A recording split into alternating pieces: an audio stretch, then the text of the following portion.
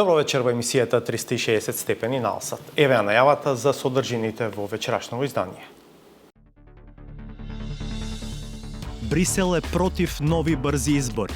Ja mislim da bi za Makedoniju u ovom trenutku najkontraproduktивnija varijanta bila ići na nove izbore. Only to try one chance and then to stop the whole game.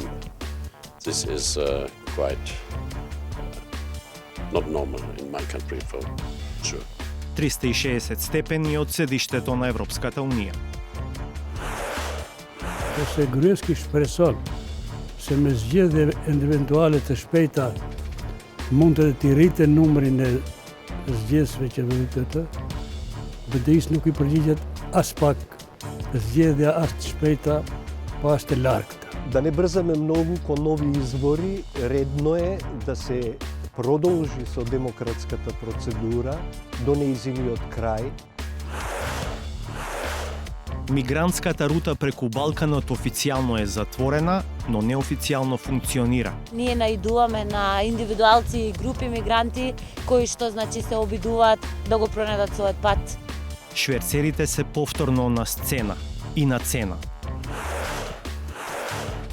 Веќе еден месец на сила е нов закон за скијалишта. Забрането е скијање под дејство на алкохол. Прво што се запрашав, кој е тој што би го мерил алкохолот на еден скијач. Никој нема да дојде овде со тестер да мери кој колку има алкохол. Смеат ли скијачите да се загреат со чај со рум? И вечерва објавуваме нова саботажа, се разбира како финале на емисијата. Ве поканувам да бидете со нас, почнуваме по паузата.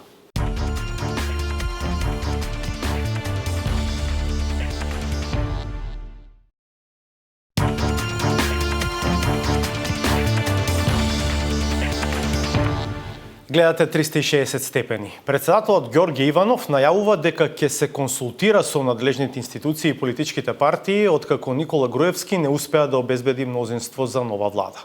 Но дилемата е зошто Иванов не иницираше консултации пред воопшто да му го даде мандатот на Груевски и дали ако веќе тргнал по еден пат со доделувањето на мандатот, не треба и да продолжи по него. Истата дилема важи и за пораката што денеска стигна од Европската комисија, која сега го повикува Иванов да отпочне консултации, а немаше никаква порака за него пред 20 дена, кога мандатот му се доделуваше на Груевски, иако тој немаше обезбедено мнозинство. Во емисијата вечерва се селиме токму во Брисел, каде е нашиот Владимир Мирчевски. Владимир, на почетокот, дали е точен мојот впечаток дека најмалиот заеднички содржател на сите пораки кои што денеска пристигнуваат од седиштето на Европската Унија е дека на Македонија не и се потребни нови брзи избори? Да, Васко, вистински е впечатокот што го имаш. Одовде од Брисел стигнуваат пораки дека на Македонија во овој момент не и требаат нови предвремени избори.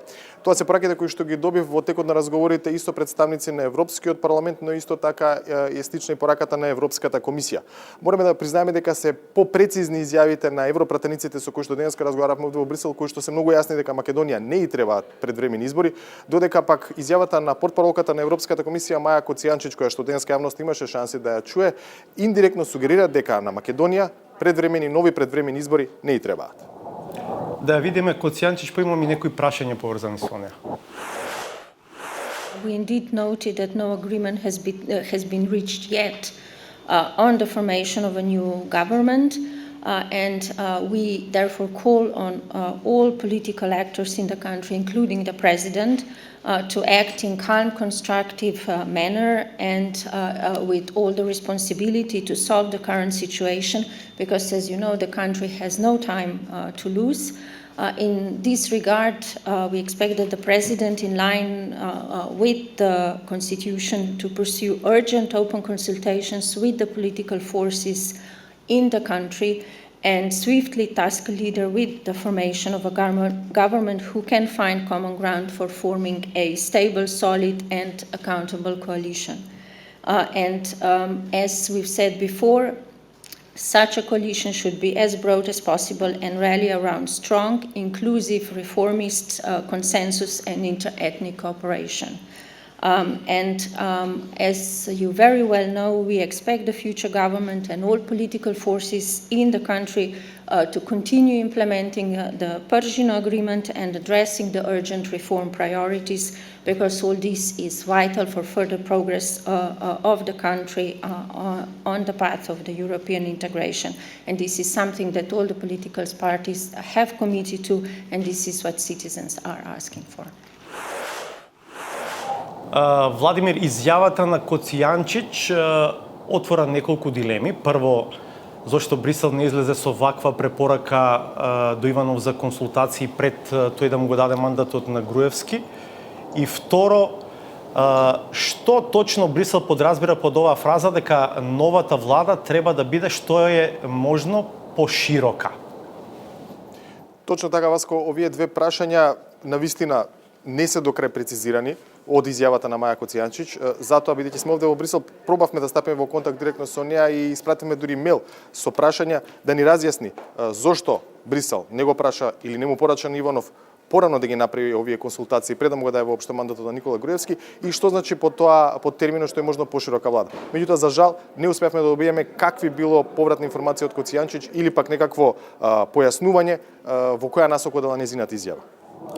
Стана некако пракса да се дообјаснува и Европската комисија и Еврокомесарот Хан, веројатно деноиве ќе уследи ново дообјаснување на оваа порака што денеска испрати Маја Коцијанчич. Ме интересира дали беа попрецизни, ти веќе такво нешто и најави европратениците со кои што имаше шанса денеска да разговараш.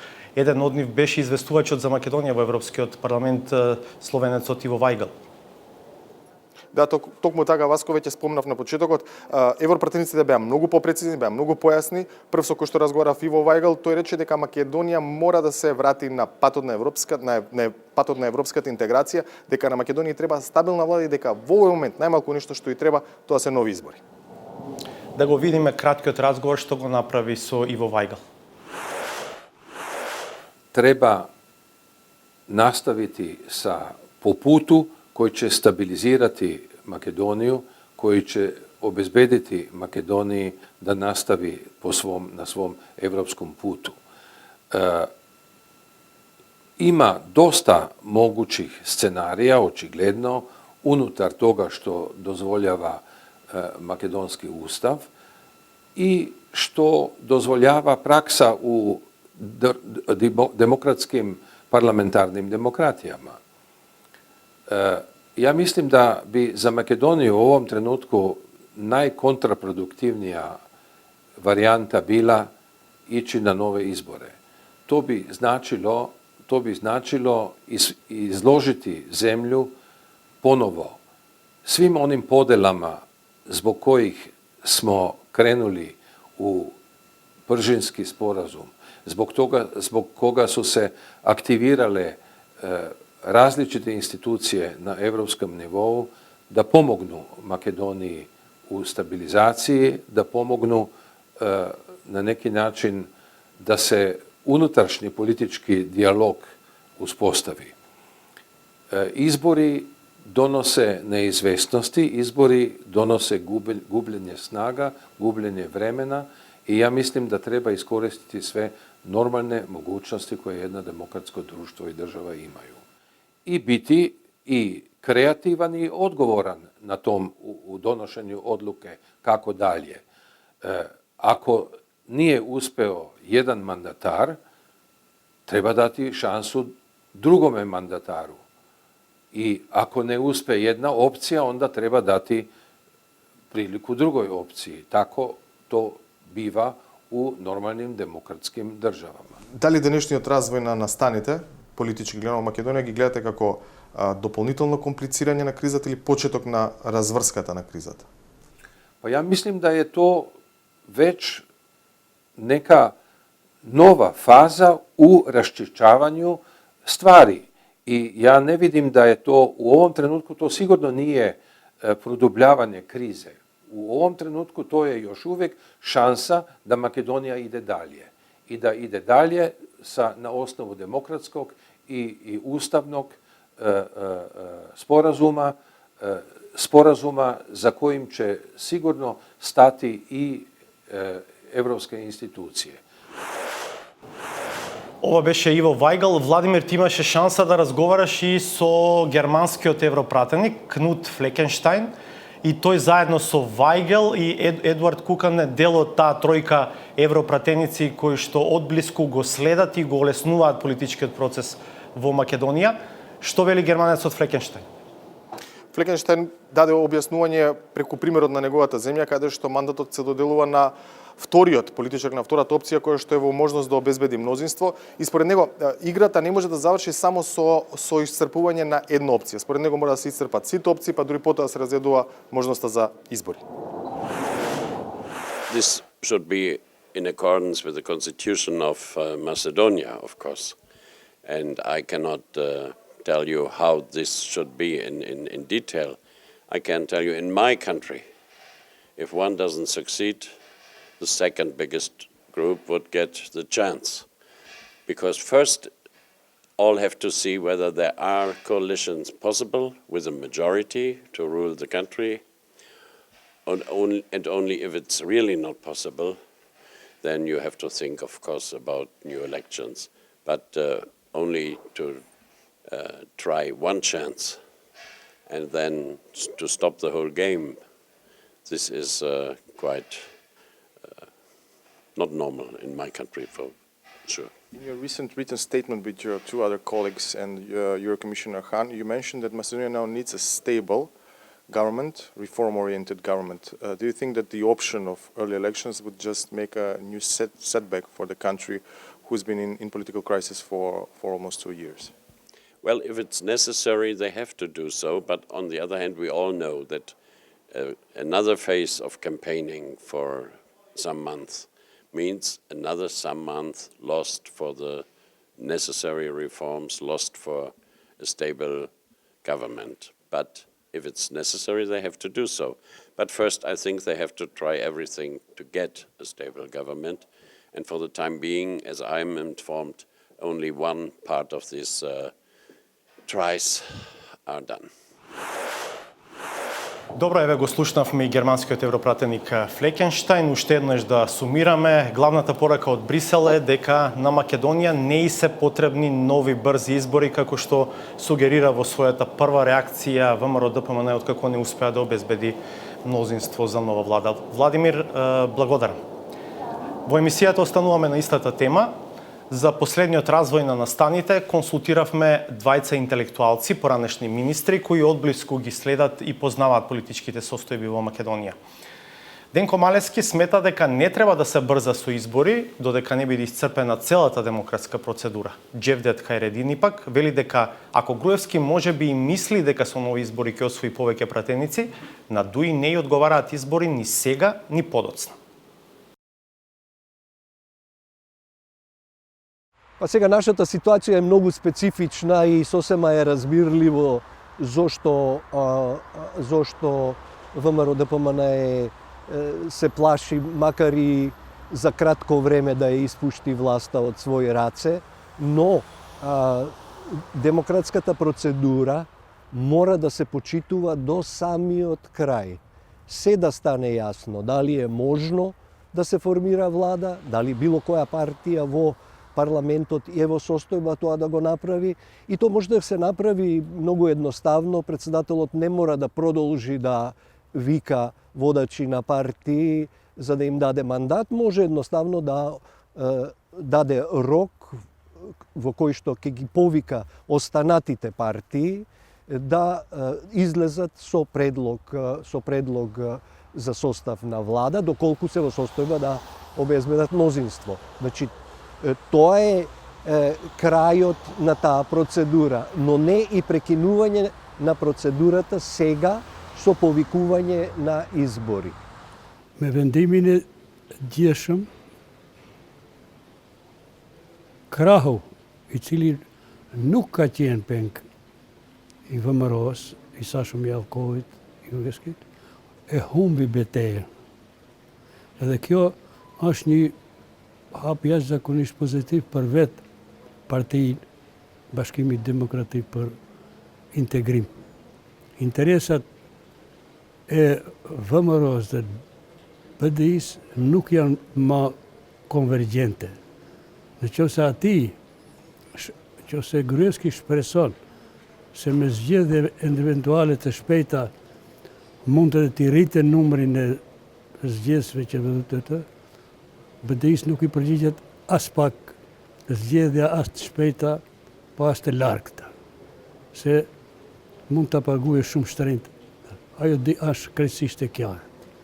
BDI-ja e përgjigje është lirua prej një peshe jashtëzakonisht të rëndë që e mban në viteve të fundit, që gjithë veprimet që i ka pas, edhe gjatë bisedave në Pazhino, hapat i ka pas nën presionin e VMRO-s, që të cilën e konfirmoi edhe ndërmjetësuesi i Komisionit Evropian, zoti Pieter van Houte.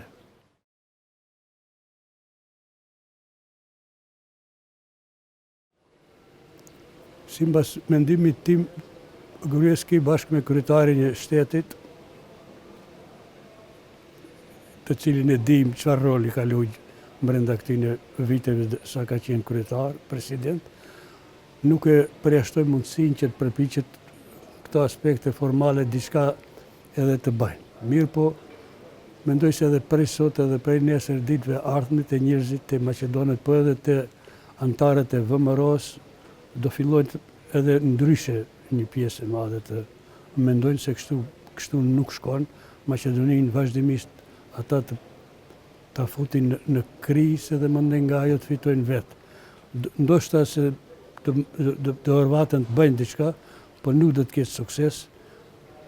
Me kalimin e kohës, shumë lehtë do mund të formohet shumicë e re parlamentare me Bashkimin Demokratik për Integrim dhe LSDM, duke ditë edhe qëndrimin e partisë BESA, e cila me të drejtë vazhdon të rrinë pozitat e veta principielle, se nuk do të merë pjesë në pushtet, por e kanë deklaruar disa herë, e kanë përsëritur se koalicionin eventual, qeverinë e cila do të del nga një koalicion në mes LSDM-s dhe ata do ta votojnë, qeverinë e tij do votojnë për, edhe do vazhdojnë ato që në parlament të funksionojnë si opozitë, që nuk është diçka e keqe.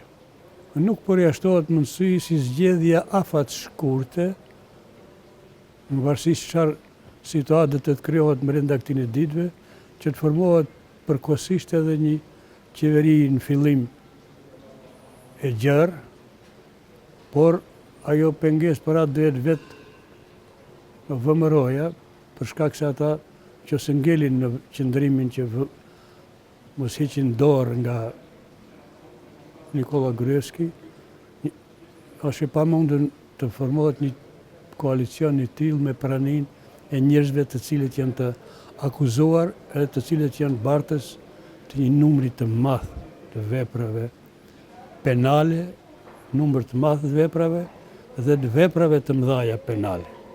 Za problemите со кои се соочува Македонија, потребен е широк консенсус на сите партии.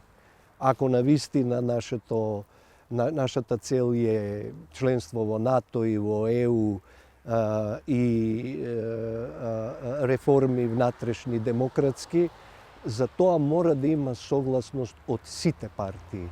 Меѓутоа, тоа во овој момент не е изводливо, повторно заради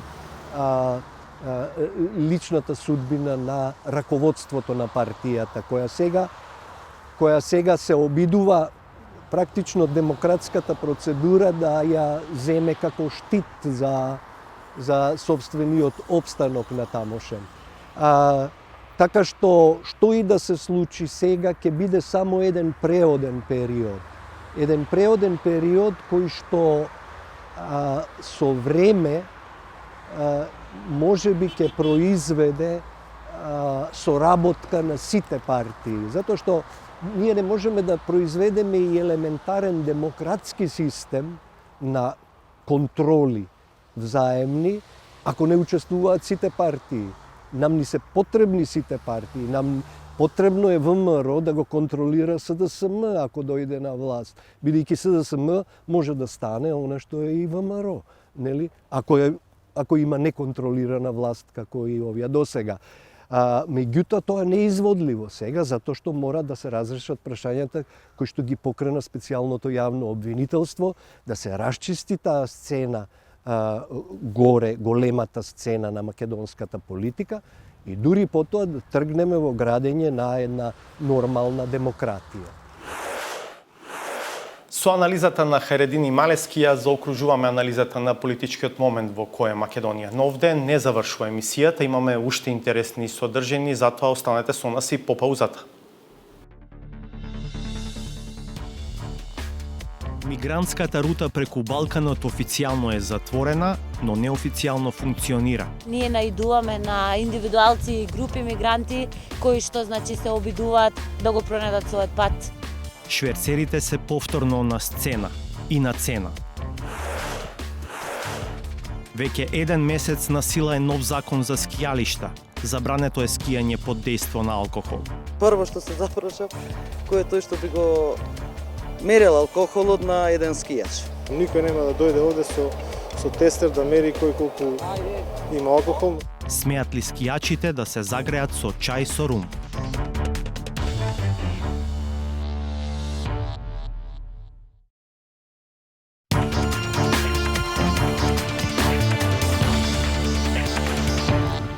Се враќаме со емисијата 360 степени. Иако балканската мигрантска рута официјално е затворена, по неа илегално се движат мигранти од југ кон север.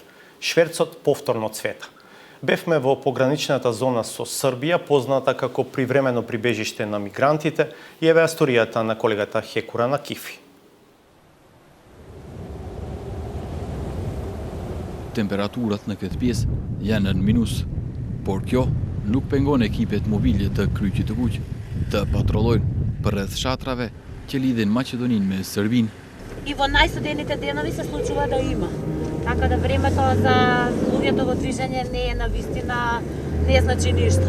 Значи, ако ги забележиме бегалците дека се движат од таа страна, мораме да ги почекаме. Ние не смееме ако забележиме движење на бегалци да го напуштиме местото на настанот. Поготово кога имаме ранливи категории, дечиња, бремени жени, стари лица, тука нема чекање, тука мора да се делува, значи веднаш. Edhe pse zyrtarisht rruga ballkanike është e mbyllur, ekipet mobile të Kryqit të Kuq janë informuar se një grup prej rreth 30 persona, në mesin e të cilëve gra dhe fëmijë, janë kthyer nga Serbia. Ekipi është vënë në kërkim të këtyre personave. Тука сме секој ден, правиме патроли дури по 2 пати дневно, ги проверуваме овие згради затоа што мигрантите во движење често знаат да побараат за солниште токму во овие згради, иако немаат прозори ни врати и е местото тотално напуштено, но сепак тие бараат за солниште овде, како што гледате, ладно е, дува ветер, но тоа за мигрантите не е проблем да поседат овде и некој час да се одморат во нивното движење и патување таму каде што тргнале да патуваат. Ние наидуваме на индивидуалци и групи мигранти кои што значи се обидуваат да го пронајдат својот пат, движејќи се во овој пограничен регион, дали на кај Србија, дали депортирани од Србија назад кон Грција. Edhe pse kishte shenja se dikush ka qëndruar në këto objekte, por në momentin derisa ne ishim aty, nuk vërejtëm asnjë emigrant. Ky është fshati Llojan, fshat nga ku emigrantët po tentojnë që në mënyrë ilegale të futen drejt zonës kufitare që lidh Maqedoninë me Serbinë e më pastaj të vazhdojnë drejt shteteve perëndimore. Po në këtë zona, ekipet mobile të Kryqit të Kuq nga muaji i gushti i vitit të kaluar ju kanë dalë në ndihmë afro 2000 emigrantëve të cilët po tentojnë të futen drejt Serbisë. Derisa ne ishim në fshatin Llojan, ekipet e Kryqit të Kuq kanë ndihmuar disa emigrantë që i kanë takuar në fshatin tjetër, Vaksinc.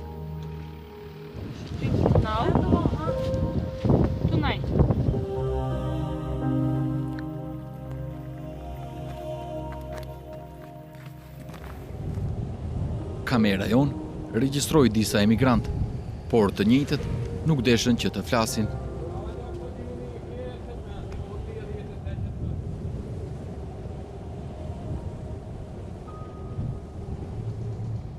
Disa kilometra më larg ndodhet edhe kampi tranzitor Tabanoc, që nga mbyllja e rrutës ballkanike, ata kanë mbetë në këtë kamp.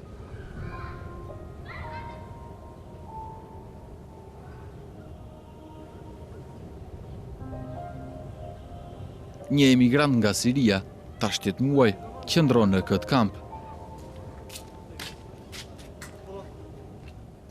When I was in Syria, my life was like crazy life. You know, sometimes maybe you will bomb my city, or maybe always was scaring. We do not have nothing, and when I went to my university, it was bombing there, and I'm scared about my family. We cannot live. We want normal life, but we cannot do that. We cannot get it. Duke ikur nga vendlindjet e tyre, gjoja për një jetë më të mirë, refugjatët thonë se dhe gjatë rrugës ballafaqohen me shumë probleme. Problem is Macedonia is very cold, but I going 25 in here, and big problem in Skopje, in mafia, money and telephone and €150. Legis ishte njëra ndër organizatat e para që u ka dalë në ndihmë emigrantëve.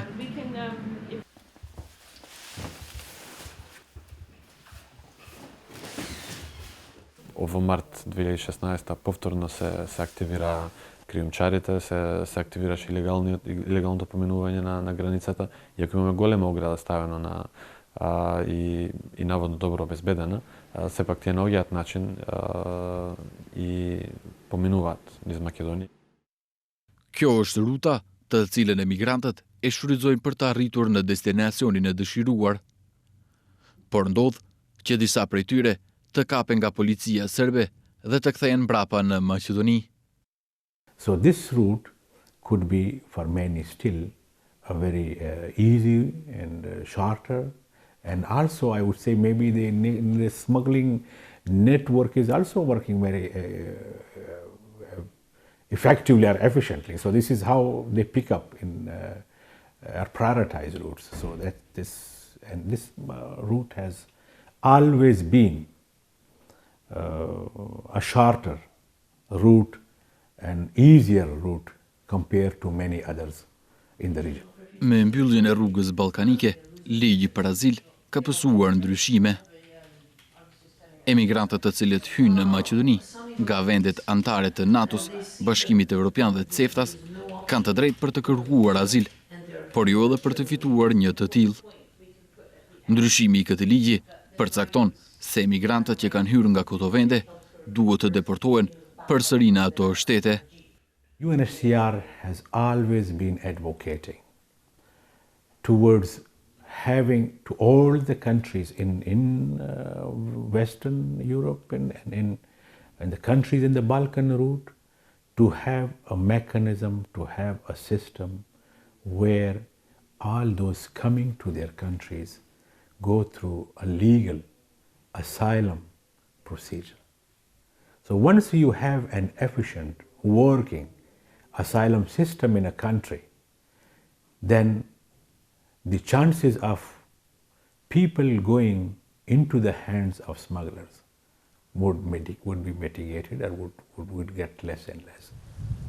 Në ndërkohë, ekipet mobile të Kryqit të Kuq po vazhdojnë patrullimin për skaj pikës kufitare me Serbinë për të dalë në ndihmë emigrantëve të cilët po tentojnë të futen ilegalisht ose po deportohen nga ana e Serbisë.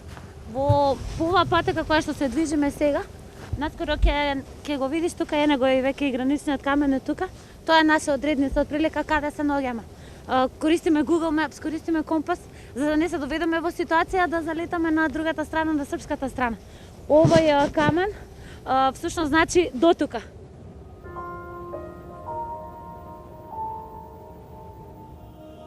значи доаѓаат или во индивидуалци или во групи. Но тоа што го следиме, на пример, еве ги гледате овие стапкиве што се овде. Тоа индицира на движење, значи на луѓе. Сега во услови на снег може би и малце полесно да се следат движењата, но ова е вообичаено, значи едно од рутите кои што бегалците ја следат.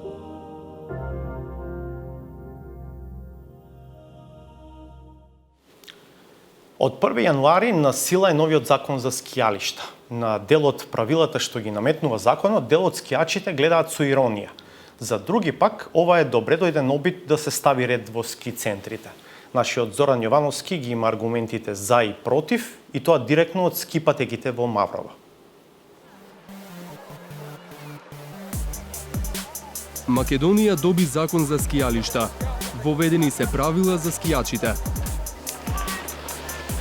За нив, неголема мистерија е кој ќе им го мери количеството алкохол во крвта додека скијаат на патеките. Никој нема да дојде овде со тестер да мери кој колку има алкохол. Ски центрите пак се должни на посетителите да им ги обезбедат сите потребни услови. За жалобелешувањето е многу слабо. Значи, у услови со магла, буквално може да се изгубите. Повеќето познавачи се согласуваат дека скијачката култура во земјава е на ниско ниво.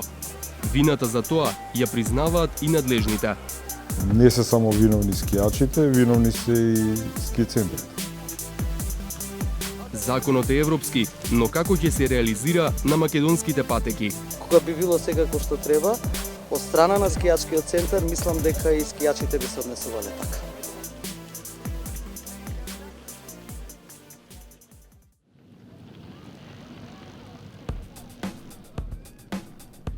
И мавровската белина сега е ставена во законски рамки. Законот за скијалишта стапи на сила од 1 јануари годинава. Во него има правила за однесувањето на скијачите, кои можат да бидат казнети со одземање на ски билетите. Има и одредби што треба да ги почитуваат ски центрите, а глобите за нив се до 3000 евра. Ако објасниме со сообраќаен речник, би звучело вака. За скијачите забрането е запирање и паркирање на сред пат. Треба да ја прилагодат брзината според возачкото искуство и условите на патот. Треба да се носи зимска опрема, забрането е возење под дејство на алкохол, дроги или лекови за смирување и многу други правила. Токму последново, немногу го привлече скијачкото внимание. Прво што се запрашав, кој е тој што би го мерел алкохолот на еден скијач. Меѓутоа, скијањето и алкохолот не одат заедно, сите знаеме. Дарио Марковски е ски инструктор кој своето искуство најчесто го градел во големите европски ски центри. Раскажува дека дувањето во апаратот за алкотест всушност таму е реалност. Интересно беше тоа што забележав во Италија додека скијав. На страна на стазите, ски патрола со моторна санка стои и доколку некој од скијачите чудно се, сомнително се однесува, имаат право и затоа нивната работа е да направат алкотест. Во случај да алкотестот биде позитивен, му се одзема картата на скијачот, истото се случува доколку и скијачот одбие да му биде извршен алкотест. Мисли дека сега тоа ќе се воведе и кај нас?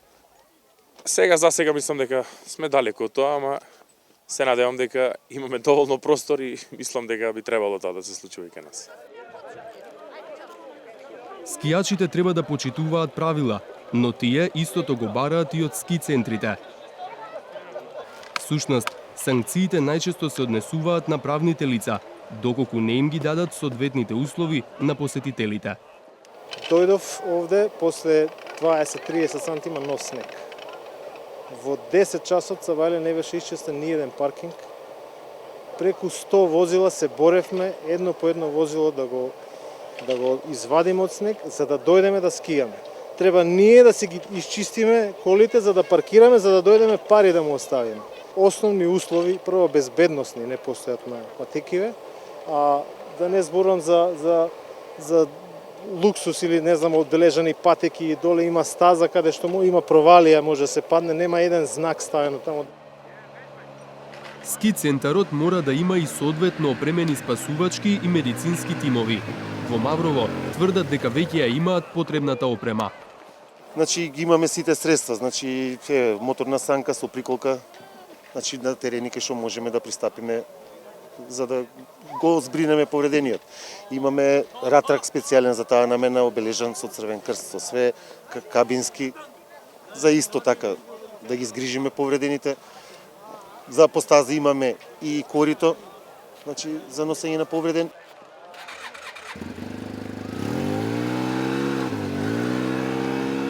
Скијачките центри се уште немаат ангажирано редарски служби, кои според законот го следат однесувањето на посетителите.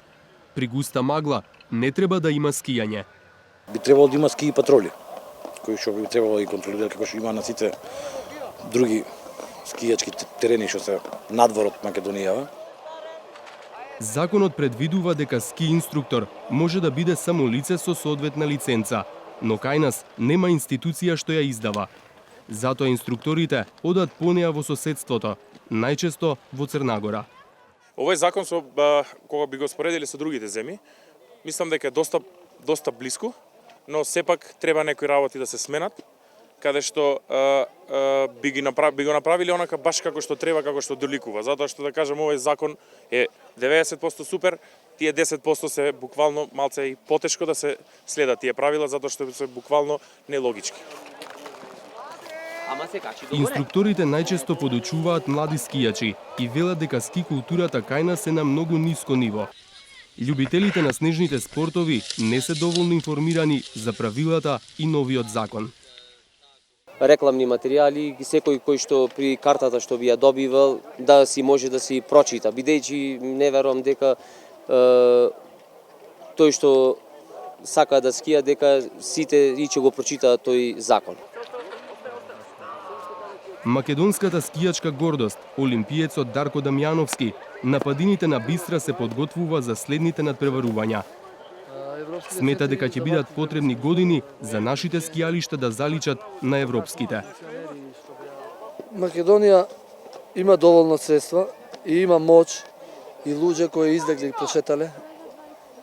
И мислам дека за рок од 5 години може да се променат нагло работите и да дојдеме баш на едно ниво како што се европските центри. А од странските туристи, последниве години Маврово е најпосетено со скијачи од Албанија и Косово. Тие немаат никаков проблем со овдешните услови за скијање. Më pëlqeu çdo gjë këtu. Bëra ski për herë të parë dhe është një vend fantastik. Nuk kam qenë ndonjëherë në ndonjë vend tjetër për ski, është hera e parë që vi këtu.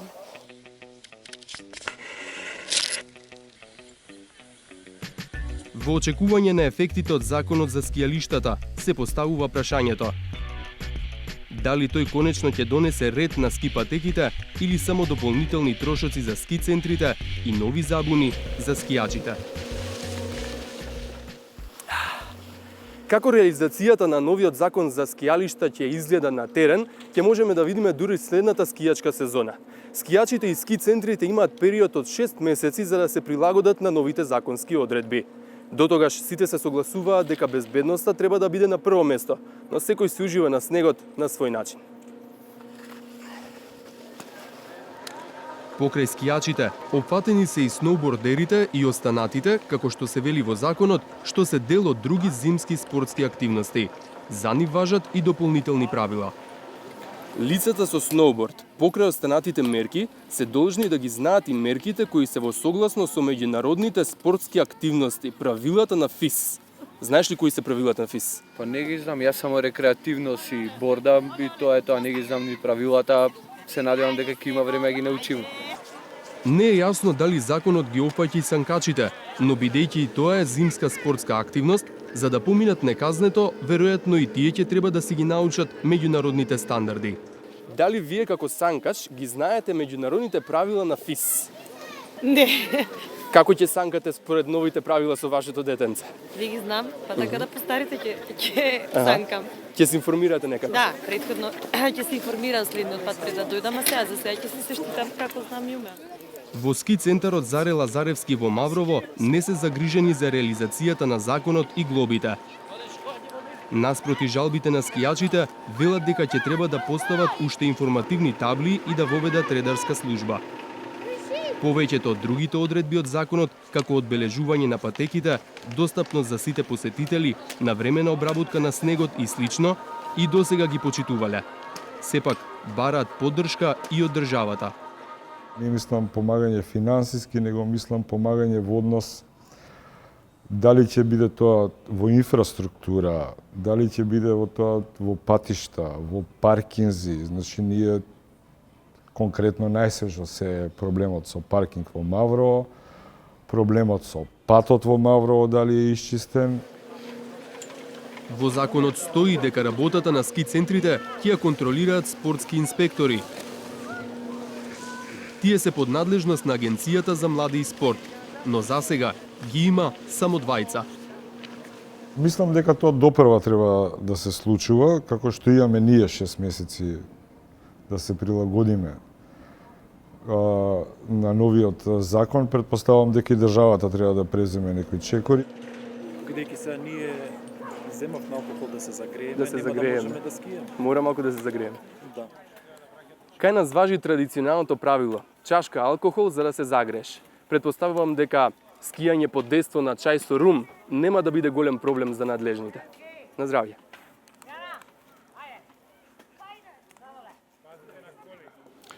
Од Мавровската белина повторно сме во студиото за да го најавам Сречко Поповски и неговата саботажа.